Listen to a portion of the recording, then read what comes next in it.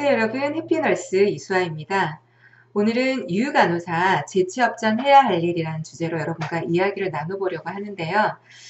오늘 이 내용은 유유간호사 분들 중에서도 10년 이상 공백이 되신 분들을 위해서 한번 만들어 보았는데요. 그런 분들 중에서도 또 이 영상에 해당되시는 분들도 계실 것이고 혹은 또 해당되지 않으신 분들도 계실 거라 생각이 듭니다.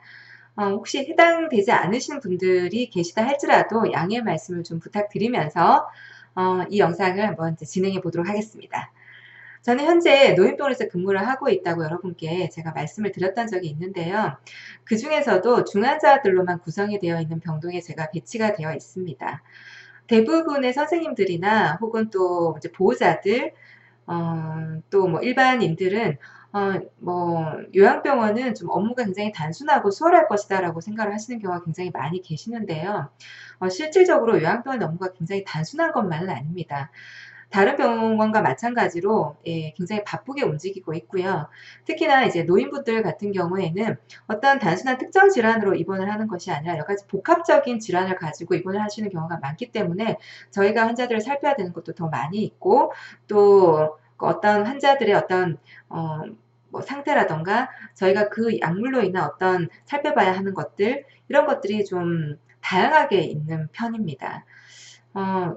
또 이 노인병원은 또 특유의 평가표라는 것이 있어요. 그래서 때로는 어떤 차팅들은 이 평가표에 맞추어서 우리가 기록을 해야 하고 한 달에 한 번씩 이 평가표를 작성을 해야 하는 그러한 일들이 반복적으로 이루어지고 있기 때문에 단순한 업무만을 가지고 일을 하는 것은 아닌데요. 이 노인병원의 업무에 대해서는 뭐 다음에 기회가 되면 다시 한번 뭐 이야기를 나누도록 하고요. 이렇게 바쁘게 업무가 진행되어 가는 중에 이제 유유간호사를 트레이닝을 지금도 하고 있고 예전에도 트레이닝을 하면서 이렇게 한 1년 가까이 이제 업무를 하고 계시는 분들을 제가 이제 지켜보고 있는데요. 이 유유간호사분들을 이제 트레이닝을 하고 교육을 하는 과정에 제가 참 안타까웠던 부분들이 몇 가지가 있었어요. 그리고 또 실질적으로 유유간호사분들이 오셨을 때에도 제가 안타까워했던 부분들은 그분들은 그걸로 인해서 힘들어하는 경우도 종종 볼 수가 있었는데요. 그중에 한 가지가 바로 EMR입니다. EMR은 병원에서 사용하는 전자의무 기록이죠. 10년 이상 공백이 있으신 분들 중에서는 이 EMR을 모르시는 분들이 굉장히 많이 있습니다. 이것을 다루지 못하는 분들도 굉장히 많이 있으시고요. 왜냐하면 예전에는 모든 것을 다 수기로 기록을 했었거든요. 의사 처방, 그리고 그 처방된 그런 어떤 용지를 다른 업무에다가 전달을 하고 그 받은 수기의 어떤 그 처방을 우리가 다 기록을 하게 되고요. 그것을 또 다 모아놓기도 하거든요. 모아놓고 그것을 따로 보관을 하고 이런 일들이 이제 반복이 되었었는데요. 하지만 지금은 EMR이 있기 때문에 이 EMR을 통해서 우리가 모든 이제 기록을 하게 되고 입력을 하게 되는 거죠. 그래서 이 EMR이라는 것은 처음에 사용하시는 분들은 좀 어렵게 느껴지실 수도 있겠지만 계속 반복적으로 사용하다 보면 굉장히 업무가 수월하고 빠르고 또 신속하게 진행이 된다라는 것을 알 수가 있습니다. 그래서 아주 편리한 시스템인 거죠. 하지만 문제는 이런 유유간호사분들은 이 EMR을 모르는 것을 떠나서 컴퓨터를 다룰 줄 모르시는 분들이 의외로 많이 있었어요.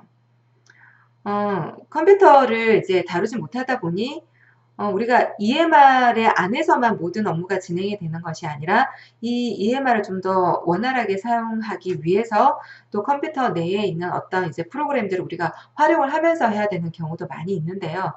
이러한 것들을 전혀 모르다 보니 업무를 트레이닝을 주는 과정에서 그 트레이닝을 주는 것이 잠시 중단이 되고 기본적인 컴퓨터에 관련된 것을 교육을 해 줘야 되는 경우도 발생이 하게 됐었고요. 그러다 보니 어때요? 이게 업무가 좀 지연이 되겠죠. 컴퓨터를 조금 아시는 분들이 오셨을 경우에는 이 업무를 진행하는 것이 조금 더 빠르게 진행이 될 수가 있고 이해가 빠르게 됩니다. 하지만 이 컴퓨터를 모르시는 경우에는 이 컴퓨터 자체를 이해를 못하니까 이 업무에 대해서 뭔가 이렇게 하면 되고 저렇게 하면 되고 라는 것을 이렇게 설명을 주는데 이해를 못 하시는 거예요. 그러니 어떻게 했어요? 간단하게라도 우리가 컴퓨터를 어떻게 사용하는지에 대해서 먼저 알려드려야 되는 거죠. 그리고 이 컴퓨터를 사용하지 못하시는 분들이 키보드 조작을 잘 못하시기 때문에 굉장히 어려움을 많이 겪고 계세요. 문제는 이 EMR 안에 뭐도 있어요? 간호 기록도 같이 들어있지 않습니까? 간호 기록도 들어있고 또 예전에는 인수인계를 수기로 카덱스라는 것을 이용해서 하나하나 넘기면서 인수인계를 했었지만 지금은 이 EMR 안에 카덱스가 다 들어있죠. 그래서 EMR을 통해서 인수인계를 해야 하는데 이 키보드 조작이 안 되다 보니 이 업무를 해 나가시는 데 있어서 또 적응을 해 나가시는 데 있어서 또 업무를 처리하는 데 있어서 굉장히 어려움을 많이 겪으시는 경우를 많이 볼 수가 있었습니다.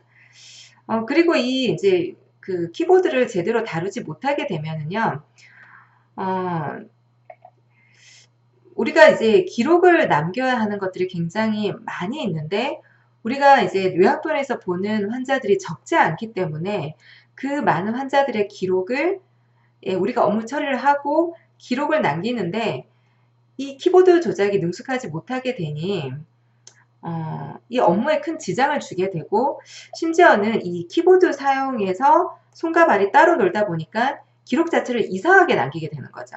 내가 생각한 거를 이렇게 기록을 남기고 싶은데 키보드 조작이 어렵다 보니 기록 자체가 이상하게 되어 있는 경우도 굉장히 많이 볼 수가 있고 또 업무가 바쁘게 진행이 되다 보니 또 차팅을 하다 말고 다른 업무를 해야 되는 또 더 급한 업무를 해야 되는 경우에는 중단을 하고 이제 다른 업무를 하는 경우가 있는데 그러다 보면 그 컴퓨터를 또 누가 다른 사람이 사용하는 경우가 있어요. 같이. 병원이라는 곳은 나 개인만의 컴퓨터가 있지는 않지 않습니까? 그러니 뭐 잠시 다른 걸 본다라고 그 창을 닫은 경우도 또 발생이 되는데 그러면 이제 차팅을 하다가 중간에 멈추게 되는 거죠. 그러면 나중에 다시 그걸 다시 보강을 해줘야 되는데 잊어버리게 되는 경우도 많이 있어요. 이게 손을 동작하는 것이 늦게 되다 보니 잊어버리고 나중에 그 차팅 기록을 보면 뭔가 차팅을 하다가 멈추어져 있는 흔적들을 많이 발견하게 됩니다. 그리고 이제 어떤 단어에 관련된 에러도 많이 나게 되고요. 그럴 경우에 업무의 속도가 이제 어떤 키보드를 사용하는 데 있어서 이 자판 하나하나에 집중을 하다 보면 트레이닝을 주는 과정에서 정말 들어야 될 이야기를 놓치는 경우도 많이 있어요. 실질적으로 우리가 이제 트레이닝을 받는 기관에서는 어때야 됩니까? 트레이닝을 주는 사람의 말을 귀를 기울여야 되는데 그러지 못하는 거죠. 이게 뭐 키보드 사용에 집중을 한다라던가 혹은 뭔가 기록을 손으로 이제 안 되니까 수기로 막 이렇게 기록을 하는데 집중을 하다 보니 업무 자체가 원활하게 돌아가지 않아서 이 업무를 빨리 익히지 못하고 본인들 스스로가 스트레스를 받아서 자존감까지 바닥에 떨어지는 경우를 많이 볼 수가 있었어요. 이런 일들이 계속 사실은 이제 적응하는 기간 동안에 많이 반복이 되는 경우를 볼 수가 있습니다. 사실은 저희도 이제 트레이닝을 주면서 기다리려고 애는 쓰지만 이 자존감이 한번 떨어지게 되면 그 선생님들은 시야가 좁아지게 되고 판단력이 흐려지게 됩니다. 그래서 업무에 지장을 주는 경우도 종종 보게 되고 또 같이 일하는 동료에게도 피해를 주는 경우도 종종 볼 수가 있었습니다. 특히 이 간호 기록은 정말 중요합니다. 키보드 사용이 자유롭지 못하면 환자에 대한 디테일한 기록을 남기는 것이 힘들게 되고 키보드 글자 찾는 데 집중하다 보면 내가 남기고자 하는 기록과 다르게 남기게 되는 그런 경우도 발생을 하게 되고 좀 더 제가 뭐 정확하게 말씀을 드리자면 그 남겨진 기록이 제대로 그 사람이 뭐 기록을 남기고자 했던 그 의도의 내용이 제대로 전달이 되지 못하는 경우가 발생이 되고요. 좀 더 심각하게 이야기를 하자면 오해의 소지도 남길 수가 있습니다.